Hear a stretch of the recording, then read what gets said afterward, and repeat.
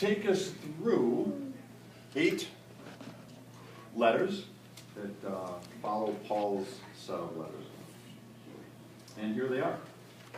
Hebrews, Book of James, 1st and 2nd Peter, 1st, 2nd, and 3rd John, and the little letter of Jude. So what we're going to do is I mean, some of these are literally, like the last two are literally 1 chapter long. Some of these are really short. So we're just going to kind of skim over a number of these, spend a little more time in some of the first ones that are a little longer, and kind of get a feel for some of these general epistles. Here's some, I think a way to say what unites these. They're called general because none of them are written to a particular church, whereas many of Paul's letters are written to a particular church in a particular city. These are all have a broader audience than just one locale. So they're general to the church as opposed to a church. And several of them are anonymous. Remember, we talked about the typical format of an epistle, an ancient Greco-Roman letter. And typically it would open with the opening, a 3-part opening, identifying the sender, the receiver, and a greeting. Some of these, in fact, the very first one, Hebrews, doesn't tell us the sender, doesn't tell us the recipient, and even doesn't give a normal greeting. So it's missing the whole opening. Others do identify a sender and at least a general sort of audience, but no particular church in one locale. So we'll start with Hebrews and see some of the key themes here. A letter, yes, but again, without the traditional opening. So that means when it comes to the question of author, we just don't know. It's an anonymous letter, much like the 4 Gospels are anonymous. No one identified as a particular author. That's, of course, left people through church history wondering and speculating as to who could have written this. What kind of person could have written this that would have been this important in the early church to actually have it become part of the canonized New Testament. Here's the possibilities that in the early church are proposed. Now, the most common one is the Apostle Paul. In fact, for many years, this letter was attached to the rest of Paul's letters as part of Paul's collection of letters. So Paul is the most common person that is identified with the author, as the author in the ancient, in the early church. But here's some of the other people that have been proposed. Luke, Clement of Rome, who was a kind of a 2nd-generation Christian. Barnabas, Apollos, Priscilla and Aquila. Others have said possibly Peter, Miriam, and the list actually goes on and on and on of people who are under suspicion of having written something about this letter to the Hebrews. We just don't know. The audience, since there's no opening at all, none is mentioned, and the date, therefore, is very uncertain as to when this was written. Since we don't know audience, we don't know author. We know it was circulating fairly early in the church, and that it came to be accepted widely and broadly by Christians as inspired text. So whoever wrote it, and whenever it was written, it quickly became recognized as...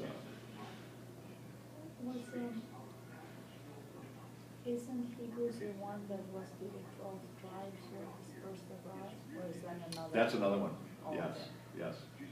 And why is it called Hebrews instead of, let's say, Jews? Yes. Since they use the word Jews all the time. Yes, yes. In the rest of the New Testament.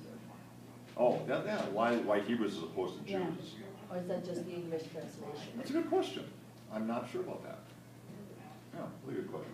I know that we'll see in a minute, when we get into the content of this, more than almost any other book, this sounds like a Jewish book.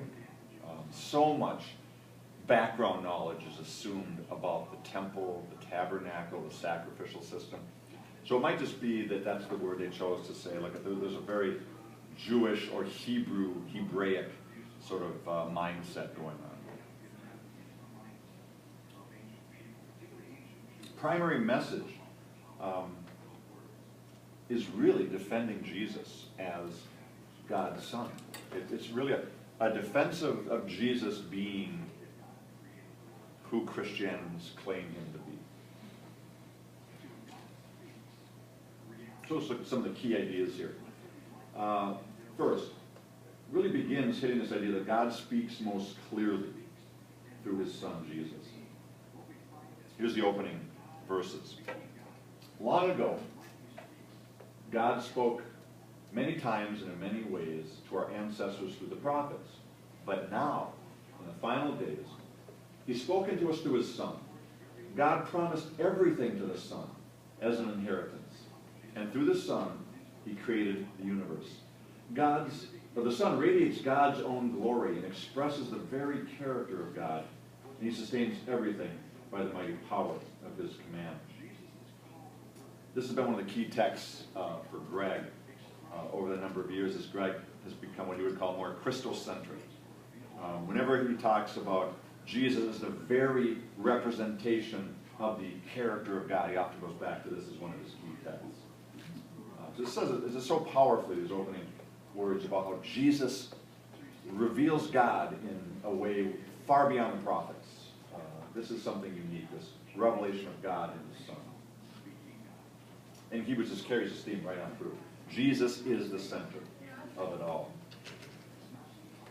The next sort of theme is this, that Jesus the Son is superior to everyone else in terms of other beings.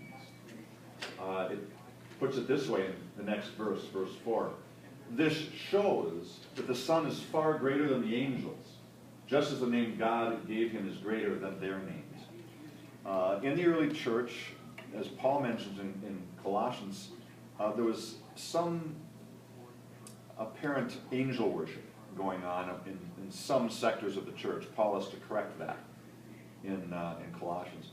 So here, this Hebrews author is also saying, look, it's not like Jesus is just another angel or something, some high spiritual being. Jesus is qualitatively different. He's above the angels. It's going to go on and say, oh, by the way, he's greater than Moses. He's greater than Joshua. He's greater than the high priest. It's just going through these list of Jewish people who are seen as very revered. And this author says, and he's above those folks as well. Jesus is like none other. There's no peer to Jesus. The third theme that then follows from this is that Jesus the Son is the new high priest of the new covenant. So this text, more than any other text in the New Testament, uses the phrase new covenant, more than any other New Testament document. Strong emphasis on the new covenant and Jesus as key to that. So it'll go on and say that Jesus has replaced the earthly tabernacle with a heavenly one. Jesus has replaced the old covenant with the new covenant. Jesus has replaced the old animal sacrifices with the sacrifice of his own blood. Book of Hebrews really hits this point here, that Jesus isn't just the high priest. Remember, high priests in the tabernacle or temple system, they would be the ones who would, the priests would officiate over the sacrifices. In this new covenant, the high priest is the sacrifice. Jesus is all of it. He's the new temple. He's the new covenant. He is the new high priest. He is the sacrifice. And then it says Jesus' sacrifice is unique, because where animals had to be sacrificed many times ongoingly, Jesus is the final sacrifice once for all. So this book just shows how everything that the Old Testament set up had a temporary time frame to it that Jesus comes along and fulfills eternally, once and for all. Say, Paul, when Jesus became the new sacrifice of the new covenant, how did Jews deal with the old, the old method of using animals as sacrifices? I mean, was it considered sacrilegious to still sacrifice them, or did they have to? I mean, because if you sacrificed an animal, you were making a very specific statement. Right. As opposed to just saying, Yeah. well, you know, Jesus sacrificed himself for me. So that at some point, they would have had to have stopped doing it. Yes. Well, that's a really interesting question. Now, part of the answer is, you know, if Jesus, near as we can tell, death and resurrection sometime in the early 30s, right?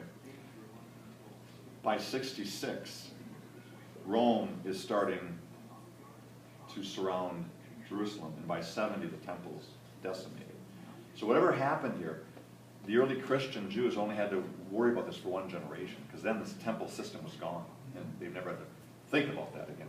But you're raising a really interesting question. For those 30-some years, Jews who converted to Jesus, what would their take have been on going to the temple and sacrificing animals? It's a really good question. I guess they said they would sacrifice the animal in the name of Jesus. Perhaps. That's how it would be today. And Sure, right, That's right. exactly what We would. people do. We continue what we're doing, we just. Put Jesus' name on Yeah. it. Right, right. Your question makes me want to go back and look more carefully at certain texts. For example, in Acts, where it says that Paul, after one of his missionary journeys, comes back to Jerusalem. He's warned by some of the Christians that the Jews have heard. He's telling them not, the other Jews out in the Mediterranean, not to follow Torah.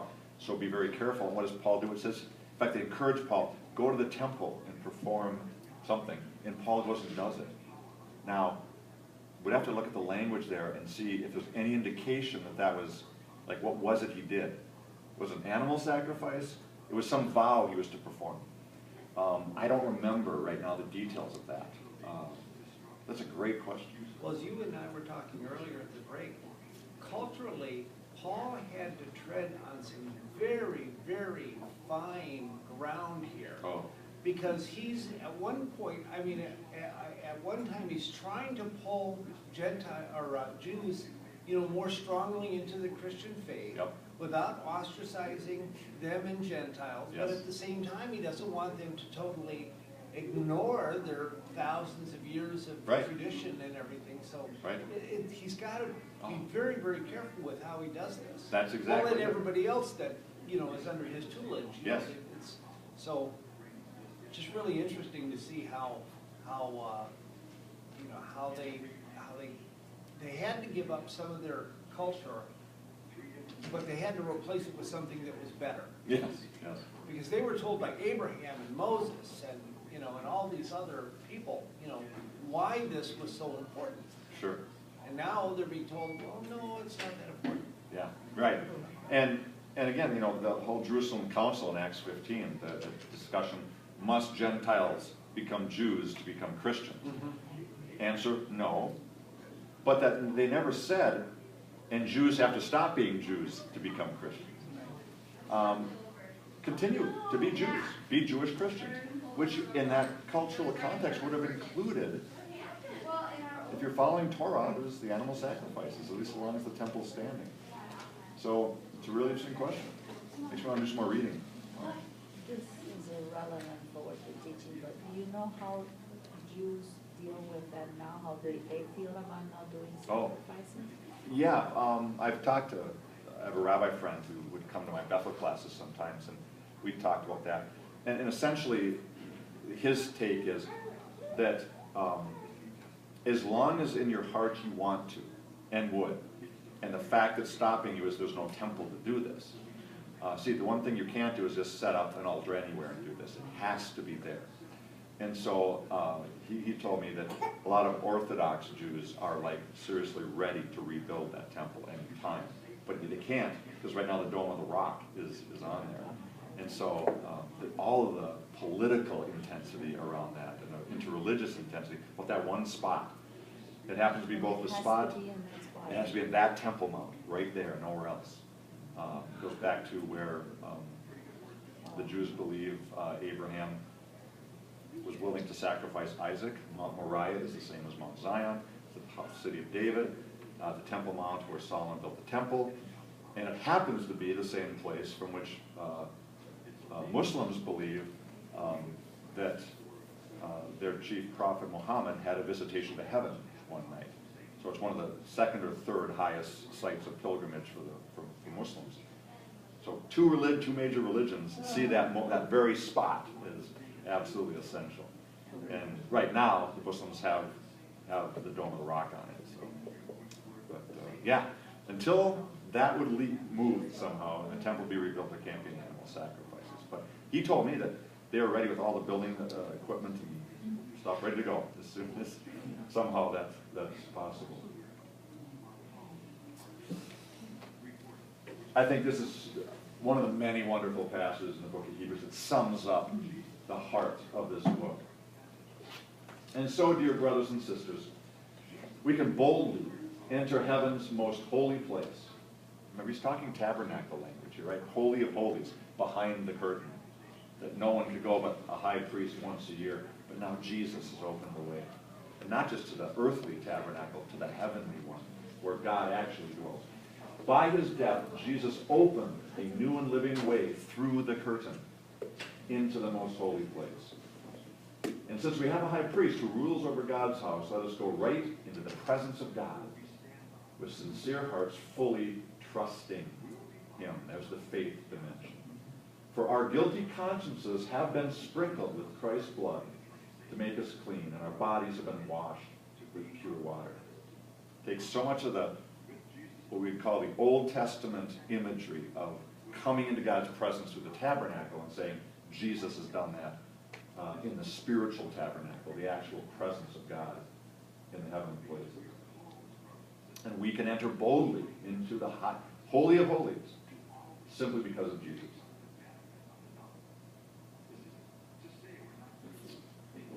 The book goes on then and calls Jesus' followers to live a life worthy of the new covenant relationship.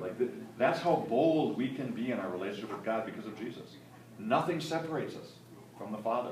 Step boldly into the Holy of Holies with your Father through Jesus. The new tabernacle, the new covenant, the new sacrifice, the high priest. Jesus does it all. How do we do that? Through several things that this text emphasizes. Through faith, through obedience, that repentance piece, and then it talks about endurance, as does a number of the letters we'll be looking at in the next half hour here. Endurance becomes such an important category for the early Christians because of the suffering and the persecution they end up going through. In the midst of difficulty, endure through that. The Spirit empowers you to remain faithful even in the face of sufferings and persecutions and the difficulties of this world. So, Book of James. We have to go book every 5 minutes here if we're going to finish them up. Letter of James. Author, we're told about an author here. The text opens with these words, James, a bondservant of God and of the Lord Jesus Christ. Very similar language that Paul uses in his opening letters. Paul frequently calls himself a bondservant of Jesus. So the question, which James? Right? There's a number of people called James in the early church. There's James, the brother of John's Zebedee brothers, who were followers among the 12. Other James that are mentioned, but the James who is traditionally and historically, in terms of the early church, pointed as this James, is James' half-brother Jesus.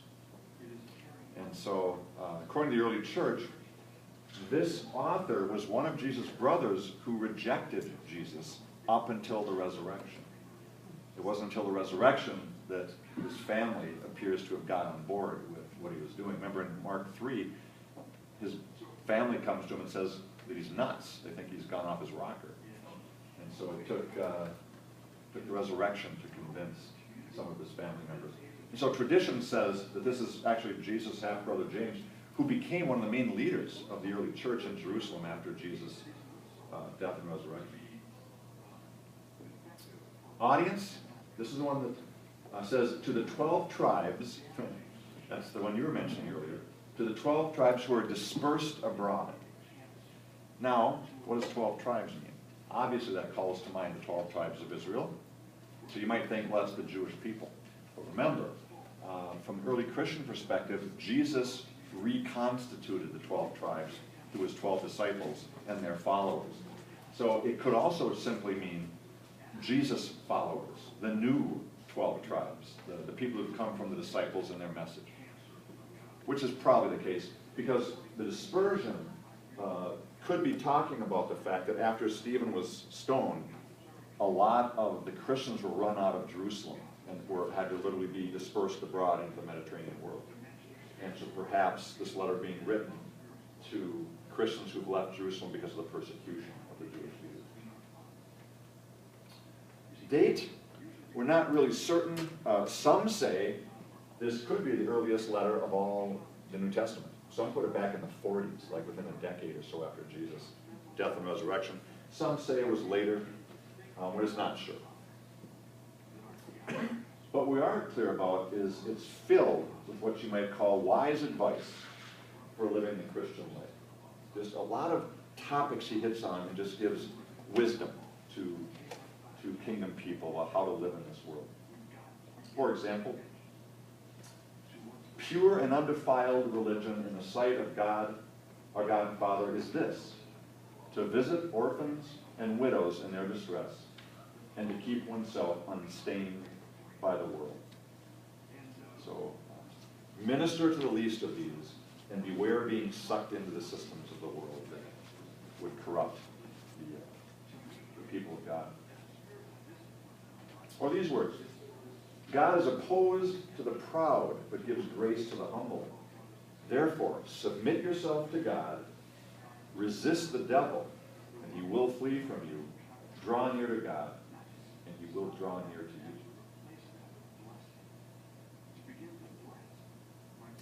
Some of the major themes we see in James. I'm just picking up some of the key ones here. Faith without works is dead. This is one of the most famous passages in James, James chapter 2. And it looks as if what he's doing is that Paul's message of grace without, or being saved by grace through faith without works or apart from works, that James is trying to bring a balance to that. Some have said that Paul and James contradict here. I don't think that's what's going on. I think what's happening is that there's a way of hearing Paul and saying, oh, what you mean, Paul, is it doesn't matter what we do. But see, Paul never taught that. Some have misinterpreted Paul to say that, and James is bringing some balance here. So he's got this entire half a chapter where he points out that if you say you believe, but there's no fruit in your life, remember, in fact, one of the verses he says, remember the demons believe, right? They believe intellectually that God exists and all that, but that doesn't do them any good. Faith without some kind of evidence, without some kind of fruit, is probably a dead faith. So he says at one point, you show me your faith without your works, I'll show you my faith by my works. So he doesn't make salvation by works. He simply says it is by faith, but that faith has to have evidence that some life is actually there. See, Paul says the same thing. Because Paul in Ephesians 2:8-9, we always stop at 9, for by grace you're saved through faith, not of works that any man should boast. But the very next verse 10 says, for we are created for good works. I think James is trying to pull Paul back together again. Some people would separate those dimensions. There's an entire chunk of chapter 3 devoted to this one issue of controlling our speech. Also brings us up in chapter 1. He says this in verse 2 of chapter 3. If we could control our tongues, we would be perfect and could control ourselves in every other way. So according to James, if you want a good measure of how well the fruit of the spirit of self-control is operative in your life, ask the question, how well do I control my tongue? He says that's the most difficult thing to do. He says at one point that the tongue is set on fire. It's the very fire of hell. Be careful. And I think he's perhaps recalling to mind some of the times that Jesus talked about the power of words. Where Jesus says at one point, every careless word that we utter, we will have to give account for. Because remember, in the ancient world, words are powerful. We don't tend to think that, but in the ancient world, words bless and curse. Positive words really are blessing. Negative words really curse people.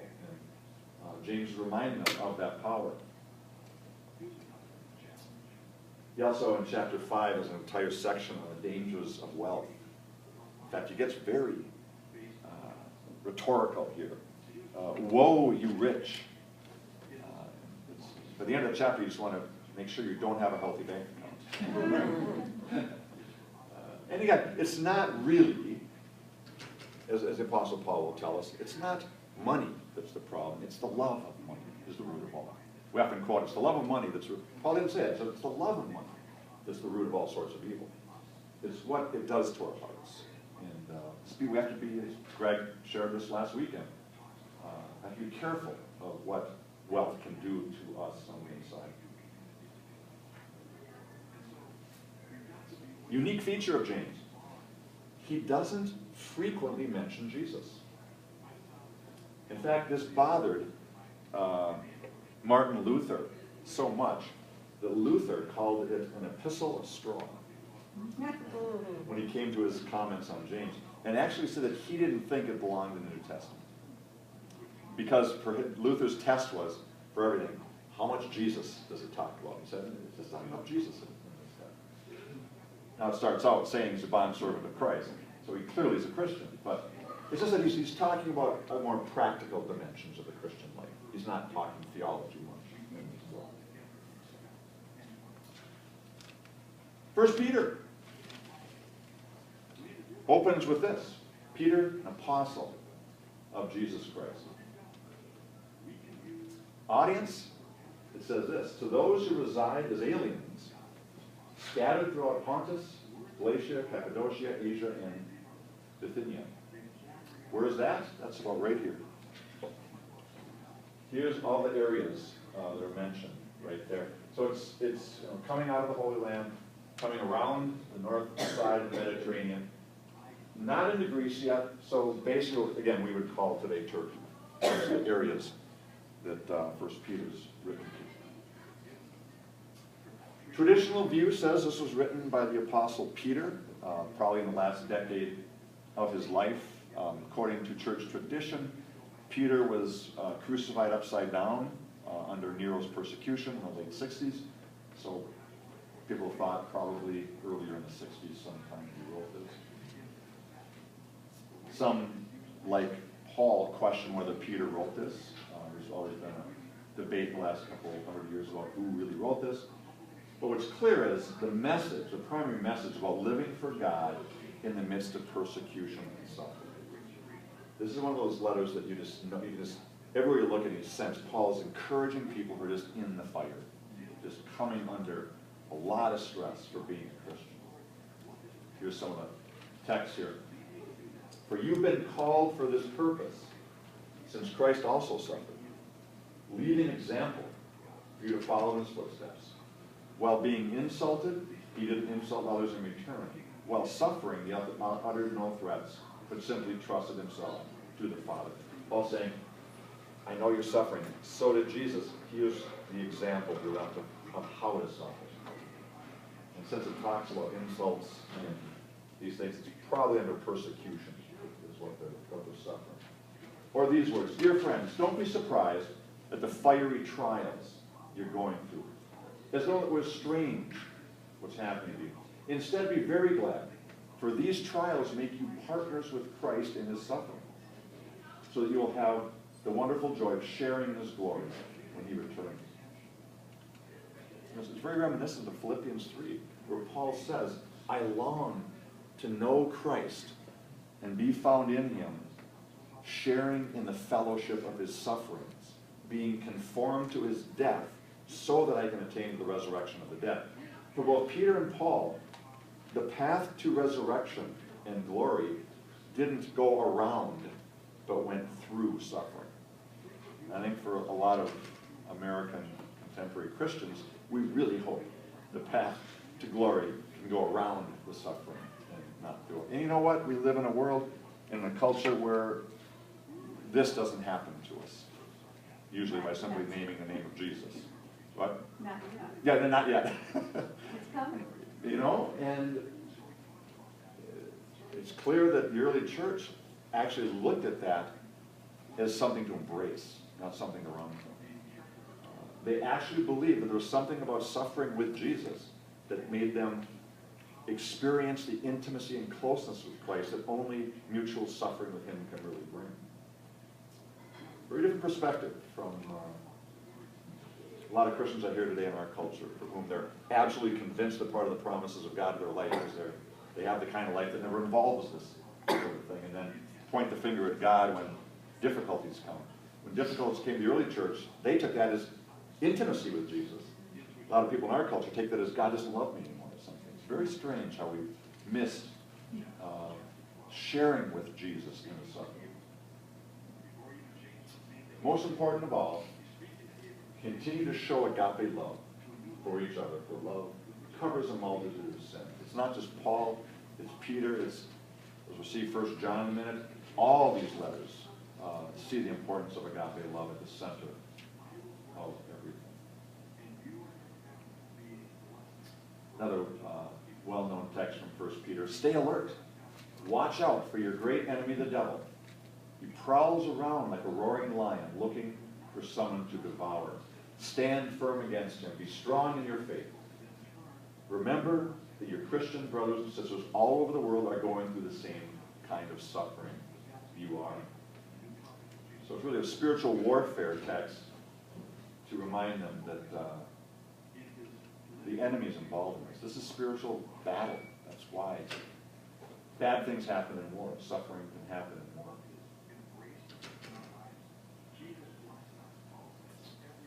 Letter of 2 Peter is shorter, only 3 chapters to this second letter of Peter. The primary message here really is the sufficiency of God. God is absolutely all you need. Everything you need is found in God. The opening passage, at least the 3rd and 4th verses here, really kind of summarize the whole message of this letter. By his divine power, God has given us everything we need for living a godly life. We've received all of this by coming to know him, the one who called us to himself by means of his marvelous glory and excellence. Because of his glory and excellence, he has given us great and precious promises. These are the promises that enable you to share his divine nature and escape the world's corruption caused by sinful human desires. These words here, promises that enable you to share his divine nature. Probably one of the most important texts for the Eastern Orthodox Church today, which we in our culture don't hear too much about, but it'd be the churches in Greece, in Russia, Eastern Orthodoxy. That's one of the key texts where they claim that many of us in the West, they say, have forgotten this text, that we are called to share in the very nature of God. And what they don't mean by that, they don't mean that we're called to share in his omni-perfections. We don't become sovereign or that, but rather in his moral nature, that we really can share in the things that make God morally perfect. In fact, we're called to agape love like God is loving. This text for them is a key promise that we can begin to be shaped in the image of God. Major themes in this text, it's pretty short. We'll just mention a couple here. The importance of the truth of Jesus as witnessed to in the Scriptures. First chapter talks about the inspired nature of the Scriptures and the importance. Tells us in chapter 2 to beware of false teachers. You'll notice this crops up in a number of these letters. Beware false teachers. Already in the early church, there were contrary teachings that were coming through the body of Christ and challenges that had to be given to that. And the whole last chapter is reminding us that Christ is coming back. Talking about the eschaton, the final summing up of everything in Jesus. Letter of 1 John, which if you go through EMDC and DK, this is a text that we have really emphasized over and over again in our pathway towards sojourners, is that this beautiful letter of just such multidimensional ways of talking about agape love. It's just a wonderful text on love. Actually, it doesn't tell us who wrote this book. We say it's 1 John. That comes out of the tradition. but the letter itself doesn't tell us who wrote it. Traditional view is always the Apostle John. Major theme, walk in the light by showing agape love to each other. Look at some of these texts. If anyone claims, I'm living in the light, but hates a Christian brother or sister, that person is still in darkness. Anyone who loves another brother or sister is living in the light. Or in chapter 3, this is the message you have heard from the beginning. We should love one another. If we love our Christian brothers and sisters, it proves that we've passed from death into life. That's the test of passing from the old life into the new, is that we love our brothers and sisters.